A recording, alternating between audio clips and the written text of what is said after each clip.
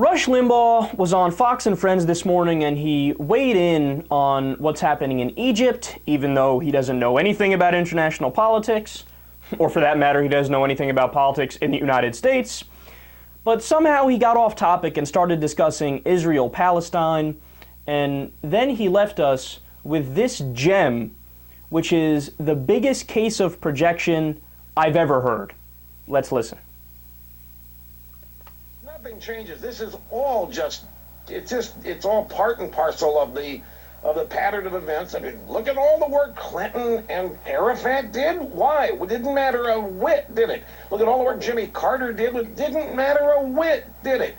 Arafat was given everything he asked for at one point. He pulled out because he didn't want the conflict to end. Just like certain leftists in this country don't want the conflicts they're involved in to end, because if they've solved the problem, there's no reason for them to exist anymore.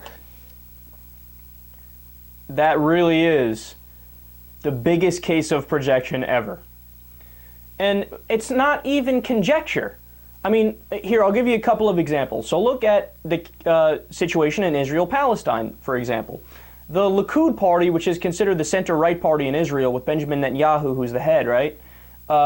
They're not even really center-right. They're just hard right-wing. They're the equivalent of the neoconservatives here in the United States. So what they do is every time they run for election, they say, beware the Palestinians. The Palestinians are trying to crush you guys, and they don't believe in the state of Israel, and Iran is horrible, and everybody, be scared, be scared, be scared. Now, all the while that they're warning about these evil, big, bad Palestinians and Iranians and everybody's coming to get you in the Muslim world, what do? They continue settling in the occupied territories and expand. And that is exactly what's pissing off the Palestinians and Iranians and other Muslims who say, look, man, we want to do peace negotiations, but let's do a 50-50 two-state solution. Or at the very least, let's do the 1967 borders, which is still very favorable to Israel and gives them the overwhelming majority of the land.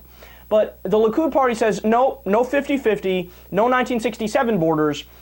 Maybe we'll let you stay exactly as you are and give you statehood status, even though, by the way, when the United Nations was considering making Palestine a non-member state, and just the little land they have now, the United States and Israel opposed it and said, no way, no way. So they start the violence, and then they go, oh, look at the violence these Palestinians are causing. So what do? That's exactly what they do. They know the second there's no more fear of Palestinians and Muslims, the Likud party, there's no reason for them to exist. Because they run on, we will protect you. But if there's nothing to protect you from, then why would they vote for the Likud party? In the United States, take the 2004 election, for example. George Bush, John Kerry. George Bush was the guy who said, John Kerry, weak on terror, they're weak on terror. You have to vote for us because we're protecting you from Al-Qaeda and the terrorists. Don't worry, I know Iraq has nothing to do with that, but we're fighting Al-Qaeda. Shut up, we're fighting Al-Qaeda. We're the only ones that are going to protect you. Vote for us. Now, what would happen if you removed Iraq from the equation in the 2004 election? If they had to run on the merits of social security policy or economic policy, do you think the Republicans would have been as successful? That is such a clear example of projection. And by the way, the Democrats are the ones who are against war. So Rush says they're perpetrating war because that gives the American people a reason to vote for the Democrats. But we're not perpetrating war. We want to end the wars. It makes no sense in so many ways, but it's Rush Limbaugh. I don't know why I would expect him to make sense. Yet again, he shows himself to be a mental midget.